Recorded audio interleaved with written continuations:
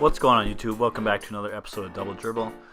And today's episode, we're going to be talking about the consensus NCAA Player of the Year, Luka Garza, that goes from that, the consensus Player of the Year, to a late second-round draft pick in this year's NBA draft.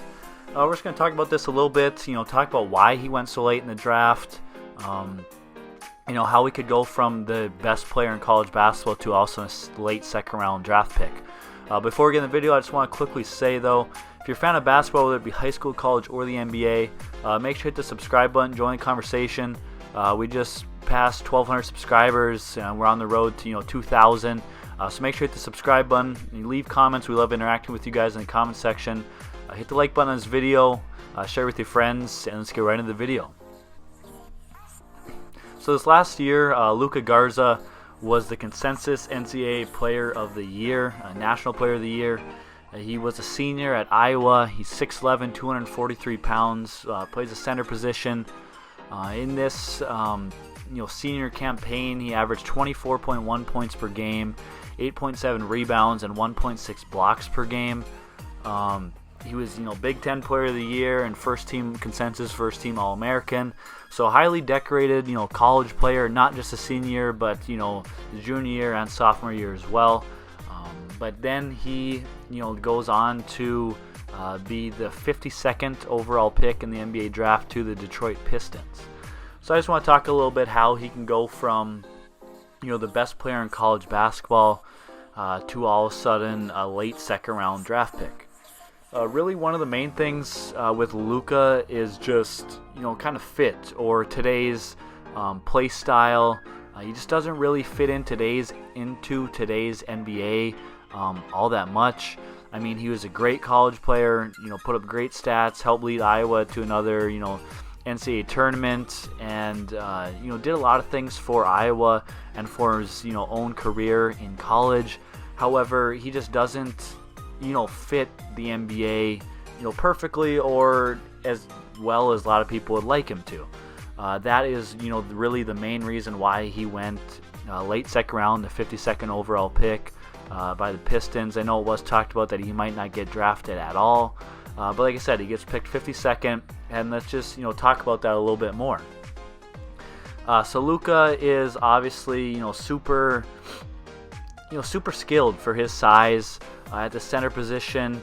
I'll just go right ahead and say it that watching him, especially in like his workouts at Iowa, he reminds me a lot of Joker, Jokic.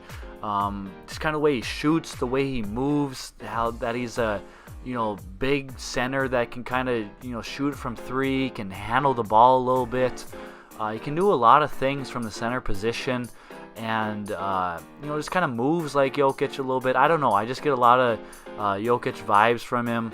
I think I see a lot of similarities in those two, and maybe that's reason why he did get drafted, and the Pistons took a chance on him is if he develops more of those awareness, passing, different things like that maybe he could turn into a Jokic type player.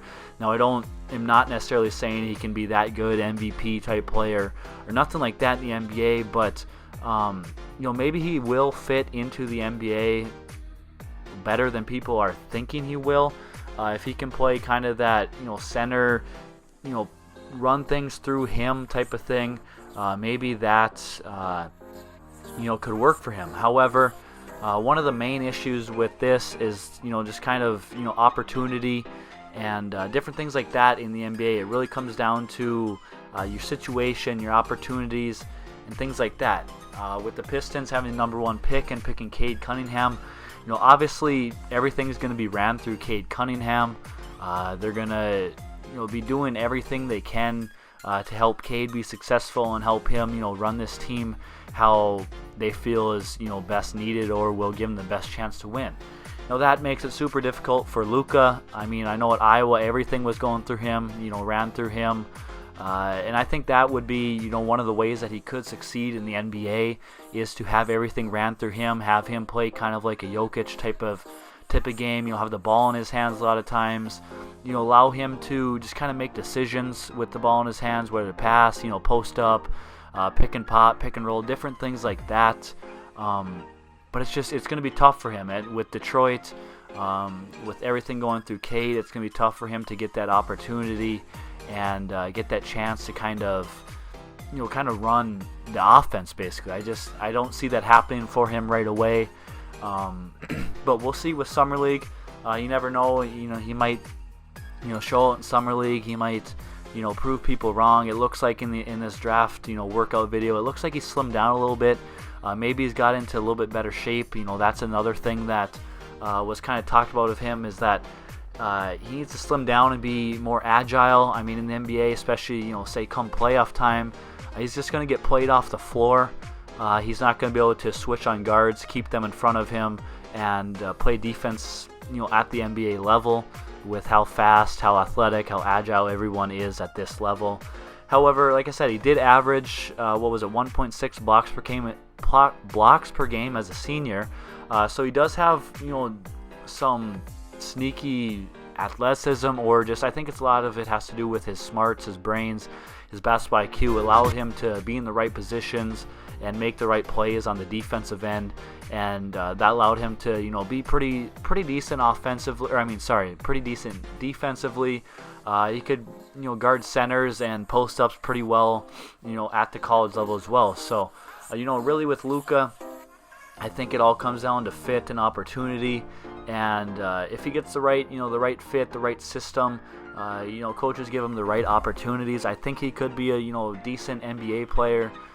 Do I think he'll be some great all-star MVP type of player like Jokic? No, but I think he does have that similar game style, and like I said, if he gets the right opportunity and given the right chances, I think he could capitalize that and turn out to be a pretty good NBA player. So I think it's just kind of crazy that pretty much the best college basketball player ends up being the 52nd overall pick in the NBA draft. Leave your guys' thoughts on Luka in the comment section down below. How do you think he's going to do in the NBA? What is his upside, or what type of player do you project him to be in the NBA? Or is he even going to make a roster? That type of thing. So I'll leave that on the comment section down below. And make sure to hit the subscribe button, hit the like button, and we'll see you in the next one. Peace.